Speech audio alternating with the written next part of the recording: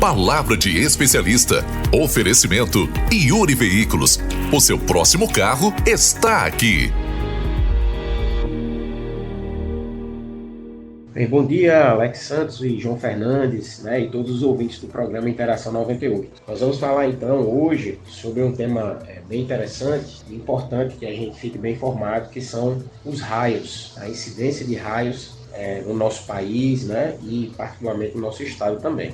Então eu vou responder aqui a alguns questionamentos sobre esse tema para que a gente consiga entender melhor esse fenômeno. Então a gente começa falando do que são os raios. Os raios, eles são descargas elétricas que podem ocorrer tanto entre nuvens como entre as nuvens e o solo, tá certo? Essas descargas podem ocorrer, quando eu estou falando entre nuvens e solo, eu posso ter descargas que vêm da nuvem para o solo e também posso ter descargas que são do solo para a nuvem. Mas vamos tomar como exemplo aqui, para a gente raciocinar sobre a descarga da nuvem para o solo, que é a que mais chama a atenção aqui nesse tema. Então, essas descargas, elas ocorrem devido ao que nós chamamos de uma diferença de potencial muito alta entre a nuvem e o solo. Essa diferença de potencial é o mesmo que a gente chama de voltagem no nosso dia a dia. Quando a gente fala, por exemplo, da voltagem na nossa residência, a gente diz que é de 220 volts. Então, os aparelhos elétricos, os nossos eletroeletrônicos de casa, eles funcionam em 220 volts aqui na nossa região. Então, isso é o que nós chamamos de voltagem.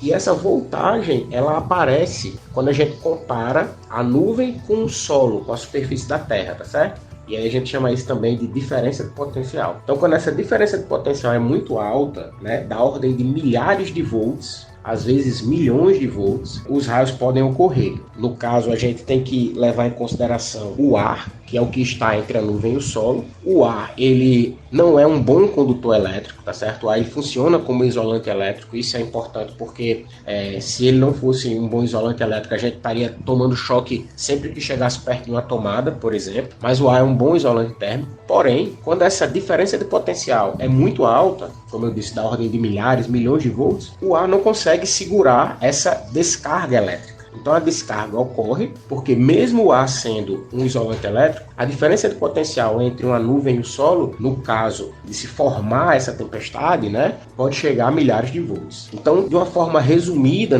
é isso que ocorre. Essa diferença de potencial muito alta ocasiona o raio. Agora, por que ocorre? Por que essa diferença de potencial se estabelece entre a nuvem e o solo? Bem, as nuvens, elas podem sofrer um processo de eletrização. Elas ficam carregadas devido a algumas condições meteorológicas. Então, por exemplo, você tem nuvens que estão retendo muita água e aí lá dentro da nuvem acontecem algumas coisas que as nuvens ficam carregadas, ou seja, um acúmulo muito grande de cargas elétricas que podem tornar essa nuvem carregada. E aí, como consequência disso, a nuvem induz cargas elétricas no solo e aí cria essa diferença de potencial e assim ocorre o raio. E aí, nós temos notado que nos últimos anos há um aumento na incidência de raios, na queda de raios, tanto no Brasil como aqui na nossa região, no nosso estado. E isso, de acordo com os estudos, é uma consequência das temperaturas cada vez mais altas, que são consequência também do aquecimento do nosso planeta. Então, o que nós chamamos de aquecimento global,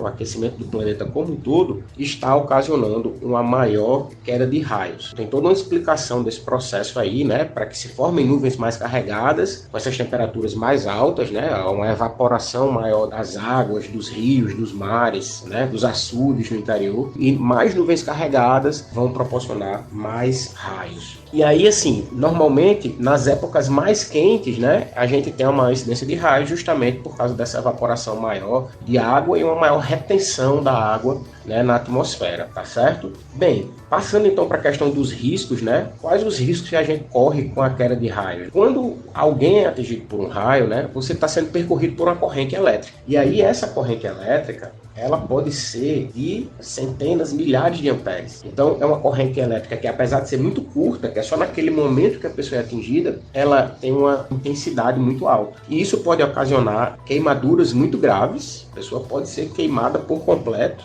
ou uma determinada parte do corpo, além dos riscos para o nosso principal músculo, que é o nosso coração, que pode simplesmente parar porque foi percorrido por uma corrente dessa.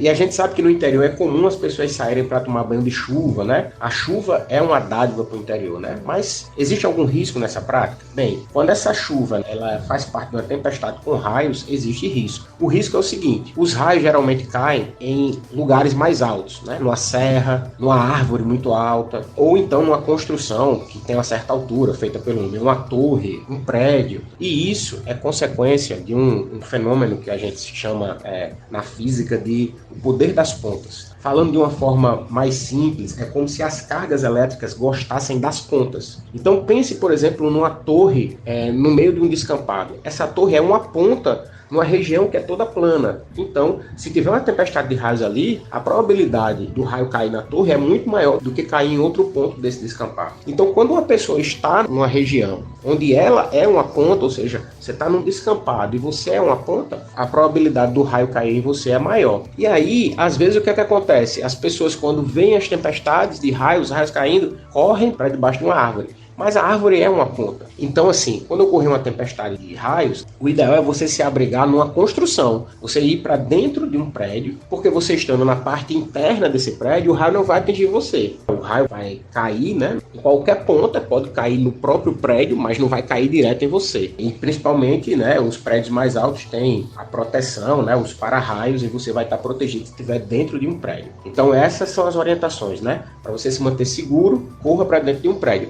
Ah, não tem nenhum prédio perto. O que é que eu posso fazer para tentar escapar de um raio? O ideal é você se deitar na posição encolhida, né? A gente chama de posição fetal. Se deita e se encolhe, tá certo? Para você não ser uma ponta e não ser atingido por um raio, certo? E por fim, para finalizar, existe um mito dizendo que o raio nunca cai 2 vezes no mesmo lugar, né? E isso não é verdade. É um mito. O raio pode cair sim 2 vezes no mesmo lugar, basta que para isso existem essas condições que eu falei, de você ter uma diferença de potencial muito alta que ocasione uma descarga elétrica naquele lugar. Tá ok, pessoal? Então essas são as respostas, né? E as orientações aí acerca desse assunto tão interessante. Valeu, até a próxima. Palavra de especialista. Oferecimento Yuri Veículos. Está pensando em comprar o seu carro? Vem para Yuri Veículos. Carros novos e seminovos, todas as marcas e com as melhores condições para pagamentos. Em Santa Cruz, no Rio Grande do Norte. Saída para Currais Novos. Fone 84 32 91 38 83 e o WhatsApp 994 23 9606. Yuri Veículos, o seu próximo carro está aqui. Compra, vende, troca e financia.